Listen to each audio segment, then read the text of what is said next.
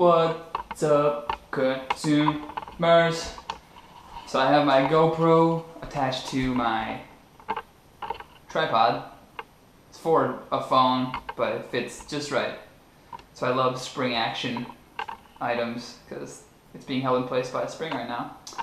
So I hope I can get a good, I can't quite see what I'm doing, but I'm trying to get the best shot for you guys. Yeah, my sock got super glued to the floor because I had to super glue a piece that this GoPro is on, which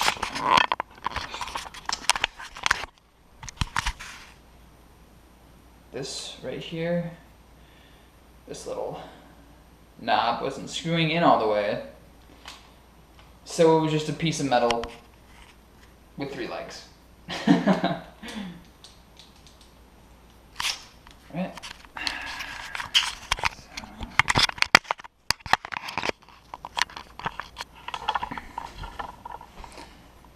Tool shop.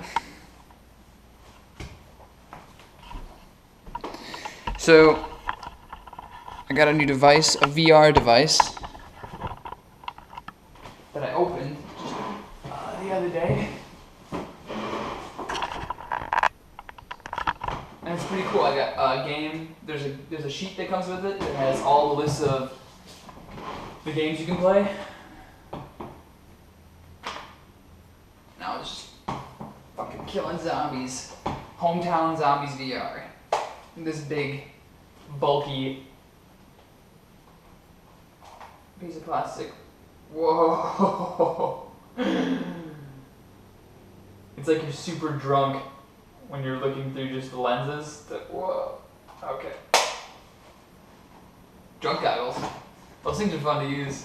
I played Super Mario Kart with it, and it reflects the TV, like, it reflected the TV over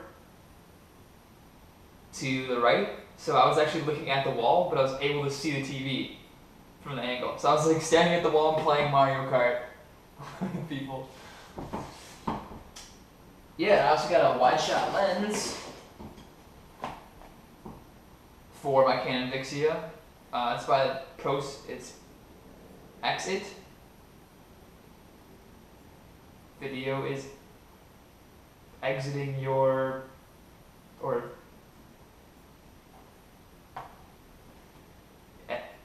yep, that joke's gone now. And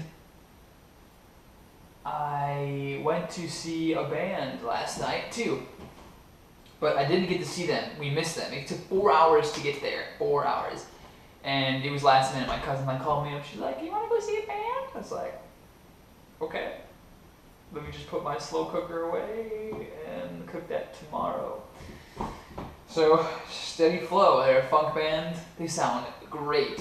It's like Wolfpack, if you heard of them. Or it's got a Motown vibe, which the band after them, they opened at, it was called, come on, what was the venue called? I don't remember the venue was called, but I remember the espresso shop that we got crappy turkey sandwiches from, which was called Espresso Royale. Before we went soft. So they opened, we missed them. They're on Spotify, check them out. Steady Flow, I'll link it in the description down below. And they also have a website, so I'll link the website and this. I think I can link Spotify. Well, just you already know I use Spotify. I'm stupid. And the Motet was the second band I played, and they both bands have like the brass section with the saxophone, the trumpet. And then they got the singer who, Steady Flow, he has more of he raps and sings, like 21 Pilots. Motet was just all singing, and then he would get the crowd to chime in. He's like, "I want you guys to say alright," and everyone's like, "Alright," and then he's like, Yeah. This feels. Who's feeling? I want you to say, sex, funk, and rhythm. And everyone would chime back, sex, funk, and rhythm. So the keyboardist too looked like he looked like so reminiscent. Every time I looked at him too, I was like, he looks just like David Spade. David Spade with long hair and balding on top. So the guy was like starting to bald, but he had long hair, voluptuous hair in the back. I'm like, what's his name? Like, he reminds me just. You're like, oh, I looked it up. David Spade. Thank you, iPhone, for making me even dumber and letting my brain think less.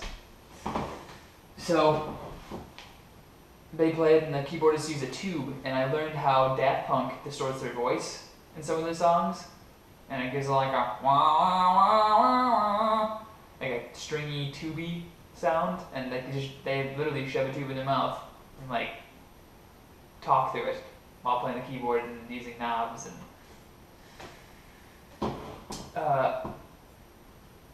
so after the show we went back to the keyboardist's house of Steady Flow, me and my cousin, who drove her shitty Honda Civic. And Honda's a pretty mortal car, but this car is dying. 200,000 miles, that's a lot of mileage to put on a car, so I understand. And whoever has a Honda Civic out there, holla. We went to the keyboardist's house, and then we left we got to the keyboardist's house at 3, and then we left at like 7:15 because my cousin had to go babysit. And I'm just wiped out, And I'm sleeping, and all of a sudden she like pulls over, and I'm sweating too, but I don't want to I'm just too tired to take my sweatshirt off, and she's driving her car, and has to pull over, and she turns it off, and I just hear like grumbling, and then she turns it back on, and then we keep driving, but I don't question anything, I'm just like sleep. And she's got the music blasting, and I feel so close to you right now. If anyone knows what the name of that song is, can you leave it in the comments down below? I love you. I love yous for that. I love yous for that. And all of a sudden we get back into Milwaukee, and we're coming off the off-ramp, and all of a sudden her car's like I'm like, what? She's like, come on, just get through this traffic, and everything works out. The light turns green, cars are going, there's a gas station right there next to the off-ramp, and it dies. Like, as soon as we park it, it just dead. So we're sitting there for a while, I call a bunch of people, finally someone answers, and they're coming to help us. No beggars come up yet. Until like 15 minutes later, and all of a sudden the beggar gets out of a van, and it says it looks like he's trying to sell his van for money. It said for sale $925, and he gets out. He's like, "You got 50 cents?" I was like, "No, I don't." And he's like, "Oh, man." He like sits. He's like sitting around waiting. Puts gas in his tank. And then waits to ask another person and leaves. And the person obviously declines too. Then through that experience, I saw a dirty condom on the ground. Right next to her car, a condom wrapper, and looks like a generic Viagra package called Hard Times. They were prepared. They were ready to go, whoever that was. So we then almost saw a car crash, and this is on the west side of Milwaukee, not a very good part of Milwaukee. And then we're sitting in my cousin's car waiting for my friend to show up, and right before she shows up, a Hindu guy shows up at the gas pump and like walks in front of our car and like looks at us, and he's like, I'm pretty sure he's friends with the store clerk, store owner, both, and who was also a Hindu guy. And it seems like it's a Hindu people run gas stations, a lot of gas stations. Am I right or am I wrong? And this other guy's like, gives us a look like, what are you doing? What's up? And I get out right away. I'm like, our car's dead. Our friend's coming to jump us. And he's like, oh, you need jump? He's like, do you have cables? And I was like, yes. He's like, okay. Goes and grabs the battery, comes back with it, and doesn't even use the cables. Just takes the battery, this like oversized battery that is like 2 times bigger than the one in my cousin's car, flips it over, doesn't even use the cables, and just sets it on top of the other one, and just starts. He's like, all right, ignition, ignition. And I was like, oh, like, cuz, ignition. And she turns on the ignition, and like sparks are flying off, and he's just like, he's like this little worker on top of this battery, just like, she just reminded me of like,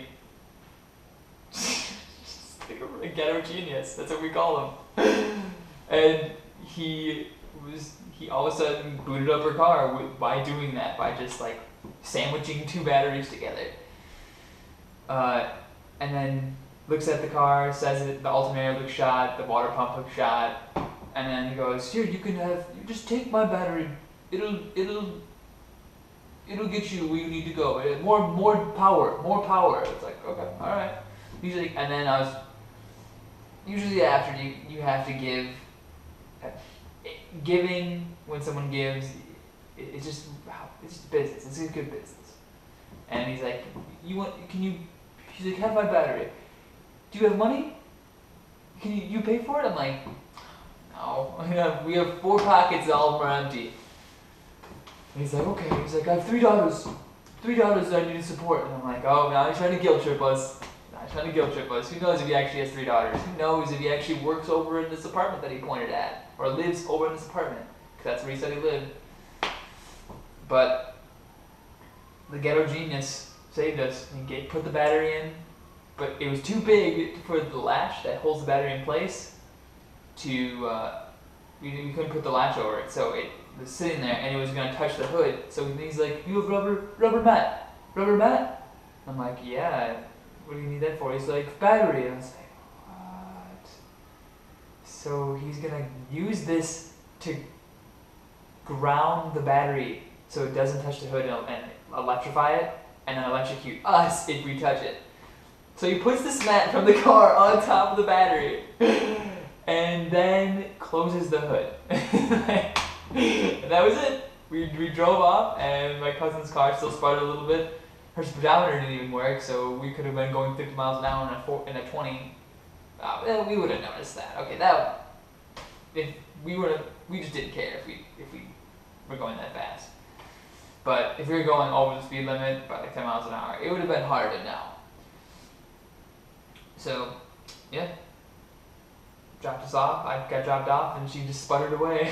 I almost got hit by a car because she was going too slow. This car was like booking up on her. Adventure. That was an adventure. So, glad you could hear my story and consume that with those senses. Ears, eyes. More footage coming up this week. Love you, consumers.